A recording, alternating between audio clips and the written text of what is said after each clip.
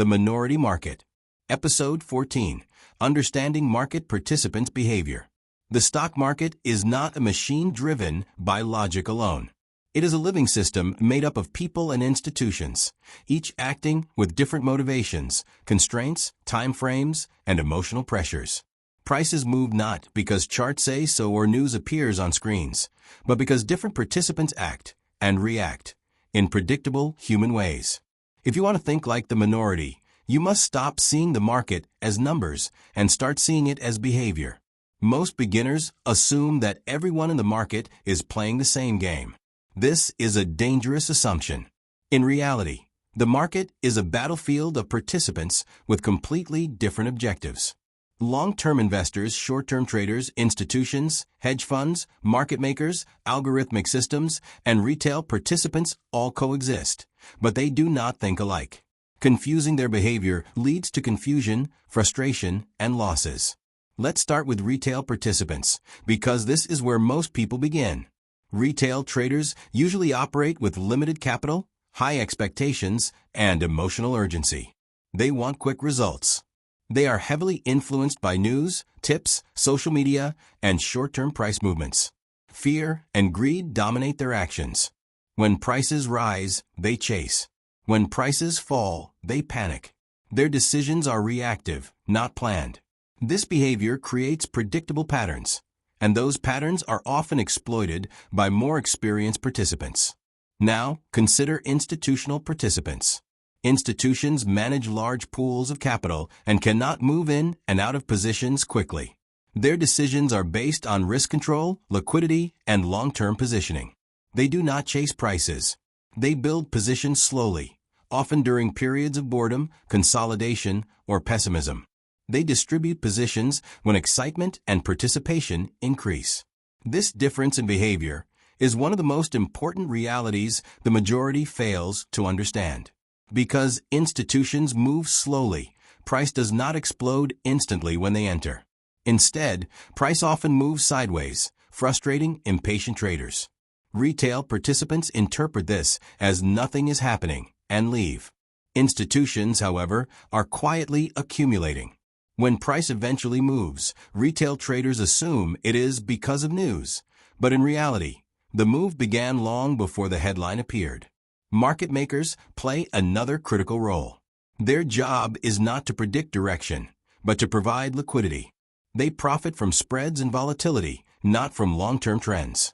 To do this, they often encourage movement toward areas where liquidity exists, places where many stop losses and orders are clustered. This is why price often moves in ways that feel unfair or manipulative to beginners. It is not personal. It is structural. Then there are algorithmic and systematic participants. These systems operate on rules, probabilities, and predefined logic. They do not feel fear or greed, but they are designed by humans, and therefore reflect human assumptions. Algorithms react to volatility, volume, momentum, and statistical edges.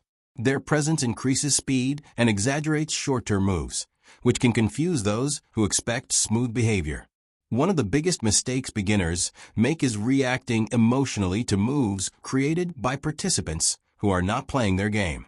A long-term investor panics because of short-term volatility caused by traders. A short-term trader gets trapped because of long-term accumulation.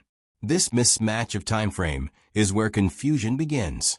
The minority understands that price movement only makes sense when viewed through the lens of participant behavior. Ask yourself, who is likely active right now? Is this a period of accumulation, distribution, panic, or boredom? Are long-term players involved, or is this driven by short-term emotion?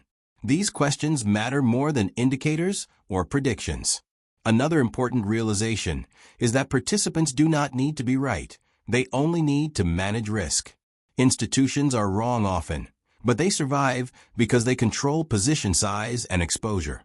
Retail participants, however, often need to be right immediately. This psychological pressure leads to overtrading, oversized positions, and emotional collapse. The market also functions in cycles of participation. Early stages are quiet and uncomfortable. Few people care. This is where the minority begins paying attention. As price moves and narratives form, participation increases. Confidence grows. Media attention follows. Eventually, excitement peaks and risk is highest. The majority enters late, driven by emotion. The minority becomes cautious. Understanding participant behavior allows you to detach emotionally. You stop feeling targeted or unlucky. You stop asking, "Why is the market doing this to me?" and start asking, "Who is acting right now and why?" This shift alone changes everything. To build this awareness, start observing without acting.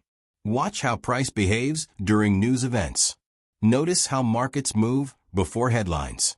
Observe how volatility expands during fear and contracts during boredom. Over time, you will begin to see patterns that are not technical, but behavioral. The goal is not to outsmart every participant. The goal is to stop behaving like the most predictable one. When you control your reactions, manage your risk, and align your time frame with your strategy, you automatically separate yourself from the majority. Understanding market participants is not about complexity. It is about humility and observation. The market does not reward those who shout the loudest or act the fastest. It rewards those who understand the game being played and choose their role consciously. As you move forward, remember this: prices are messages. They reflect decisions made by humans under pressure. Learn to read those messages calmly, and you will stop reacting blindly. This is how minority thinking begins to replace majority behavior, one observation at a time.